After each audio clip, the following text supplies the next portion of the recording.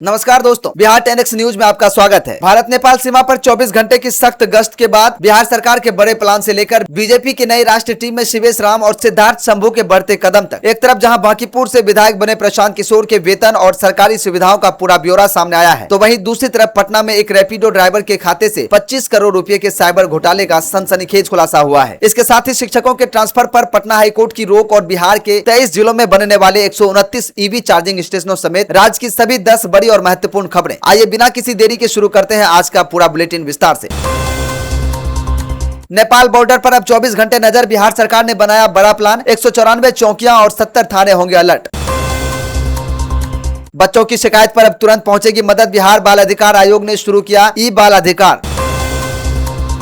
PM सूर्य घर योजना पहले आओ पहले पाओ की तर्ज पर बिहार के 5 लाख लोगों को मिलेगी बम्पर सब्सिडी। बिहार में जनगणना को लेकर बड़ा आदेश, वीडियो सीओ समेत इन कर्मचारियों का मार्च तक नहीं होगा तबादला। बिहार के 23 जिलों में बनेंगे 129 ईवी चार्जिंग स्टेशन, 72 जगहों का सर्वे शुरू, इन जगहों पर होगी सुविधा। लखीसराय हादसा, अशोक धाम मंदिर भगदड़ पर पीएम मोदी, नीतीश और केजरीवाल समेत कई नेताओं ने जताया शोक। बिहार के गांवों में बन रहा बड़ा मकान या अपार्टमेंट, पहले जान ले ये नया नियम वरना फंस सकता है निर्माण। बिहार में शराबबंदी पर एनडीए में मतभेद, मांझी चिराग के सवालों के बाद जेडीयू ने संभाला मोर्चा। बैंक अकाउंट किराए पर देकर 25 करोड़ का लेन देन, पटना साइबर पुलिस ने रैपिडो चालक समेत 9 को किया गिरफ्तार। बिहार में आयुष्मान से 31 लाख से अधिक मरीजों को मिला इलाज, 4.12 करोड़ कार्ड जारी, अब अस्पताल नेटवर्क बढ़ाने पर जोर। बिहार के आंगनबाड़ी केंद्रों की बदलेगी व्यवस्था, 2 महीने में करनी होगी मीटिंग, वार्ड सदस्य के साथ लाभार्थी भी होंगे शामिल। पोस्ट ऑफिस के चक्कर खत्म, अपना एसएसवाई, पीपीएफ और एससीएसएस खाता बिना बंद किए सीधे बैंक में करें transfer. Bihar NEET UG scam, dummy candidate बिठाने वालों की तलाश तेज, ईओयू ने एनटीए से मांगी जानकारी। बिहार में टीआरई 4 में खुलेगा मैथिली शिक्षकों की नौकरी का रास्ता, संशोधित अधियाचना भेजेगी सरकार। आज बिहार में मौसम काफी खराब रह सकता है, आईएमडी के ताजा अपडेट के अनुसार राज्य के कई हिस्सों में भारी बारिश होने की संभावना। चलिए अब खबरों को जानते हैं विस्तार से।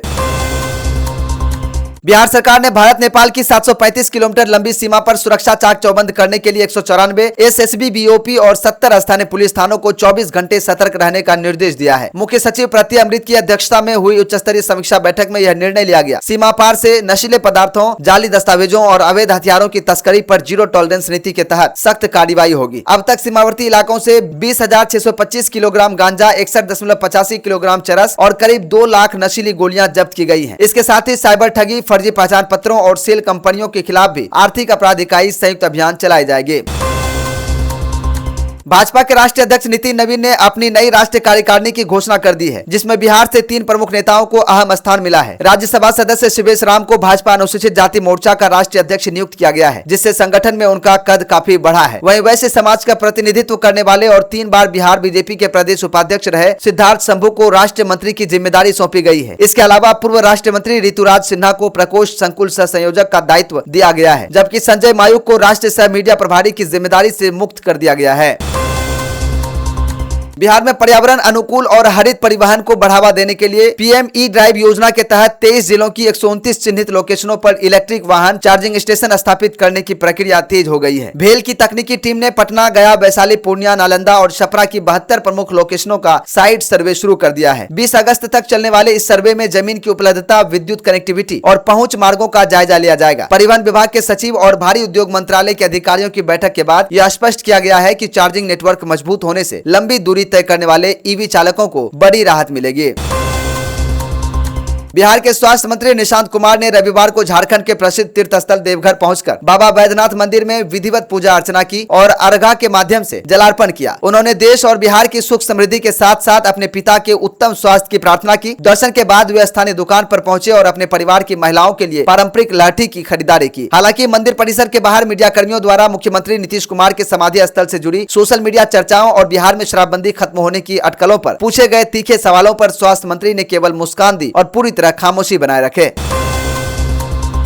बांकीपुर विधानसभा सीट पर हुए उपचुनाव में ऐतिहासिक जीत दर्ज करने के बाद जनसुराज प्रमुख प्रशांत किशोर ने सोमवार को औपचारिक रूप से विधायक पद की शपथ ले ली है। इसके साथ ही उन्हें एक जनप्रतिनिधि के रूप में कई संवैधानिक अधिकार और सुविधाएं प्राप्त हो गई हैं। बिहार सरकार की ओर से उन्हें प्रति माह 1.95 लाख रुपए का वेतन व भत्ते मिलेंगे। इसके अतिरिक्त सरकारी आवास, बॉडीगार्ड, सुरक्षा, मुफ्त चिकित्सा एवं यात्रा सुविधाएं भी उपलब्ध कराई जाएंगी। विधायक के रूप में उन्हें विधानसभा सत्र के दौरान बिना किसी दबाव के जनता के मुद्दे उठाने और सदन में बोलने की पूर्ण संवैधानिक स्वतंत्रता भी हासिल हो गई है।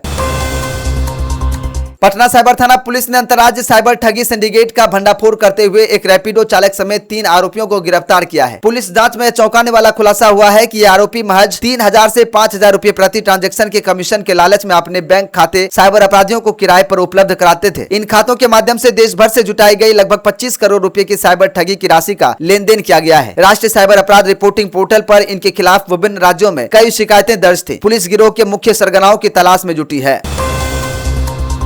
आरजेडी सुप्रीमो लालू प्रसाद यादव भोजपुर जिले के अगिआंव स्थित पूर्व विधायक अरुण यादव के आवास पर पहुंचे, जहां उन्होंने स्वर्गीय भुवनेश्वर यादव की तृतीय पुण्यतिथि पर उनकी प्रतिमा पर पुष्पांजलि अर्पित की और वैदिक मंत्रोच्चार के बीच हवन पूजन में भाग लिया। इस अवसर पर मंच से प्रस्तुत किए गए पारंपरिक गोड़ नाच और लोकगीतों का लालू यादव ने 2.5 घंटे तक बैठकर भरपूर आनंद लिया। कलाकारों की बेहतरीन गायकी और संस्कृति प्रस्तुति से प्रसन्न होकर राजद प्रमुख ने अपने हाथों से उन्हें नकद राशि देकर प्रोत्साहित किया। अपने प्रिय नेता की एक झलक पाने के लिए मौके पर भारी संख्या में समर्थकों का हुजूम उमड़ पड़ा।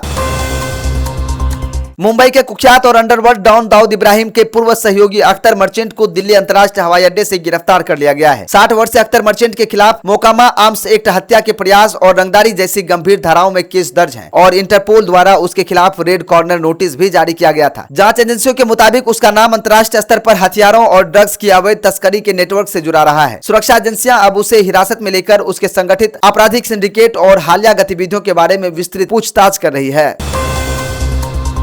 पटना उच्च न्यायालय ने राज्य में सरकारी शिक्षकों, विशेषकर सरप्लस शिक्षकों के स्थानांतरण एवं पदस्थापन प्रक्रिया पर सुनवाई करते हुए फिलहाल यथास्थिति बनाए रखने का कड़ा आदेश जारी किया है। न्यायमूर्ति अजीत कुमार की एकल पीठ ने औरंगाबाद जिले के कुटुंब प्रखंड के 39 शिक्षकों द्वारा दायर याचिका पर यह फैसला सुनाया। अदालत के इस आदेश के बाद अब संबंधित शिक्षक 21 सितंबर को होने वाली अगली सुनवाई तक अपने वर्तमान पदस्थापन वाले विद्यालयों में ही बने रहेंगे। शिक्षकों ने राज्य सरकार की नई स्थानांतरण नीति में पाई गई विषमताओं को चुनौती दी थी, जिस पर हाईकोर्ट ने सरकार से जवाब तलब किया है।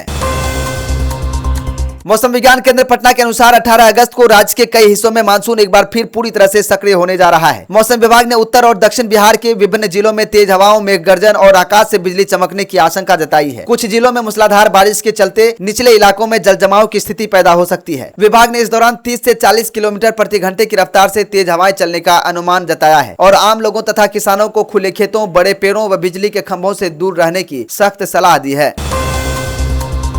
तो ये थी आज की बिहार से जुड़ी 10 बड़ी और प्रभावकारी खबरें। राज्य के हर कोने की सटीक, निष्पक्ष और त्वरित खबरों को देखने के लिए जुड़े रहिए हमारे साथ। अगर आप यह बुलेटिन यूट्यूब पर देख रहे हैं तो वीडियो को लाइक करें, शेयर करें और हमारे चैनल को बिहार 10x न्यूज को सब्सक्राइब करना बिल्कुल ना भूलें। अगर फेसबुक पर देख रहे हैं तो पेज को तुरंत फॉलो करें ताकि कोई भी अपडेट आपसे मिस ना हो। कल फिर मिलेंगे ठीक इसी समय बिहार की नई और बड़ी खबरों के साथ। तब तक के लिए देखते रहिए बिहार 10x न्यूज। धन्यवाद। आपका दिन शुभ हो।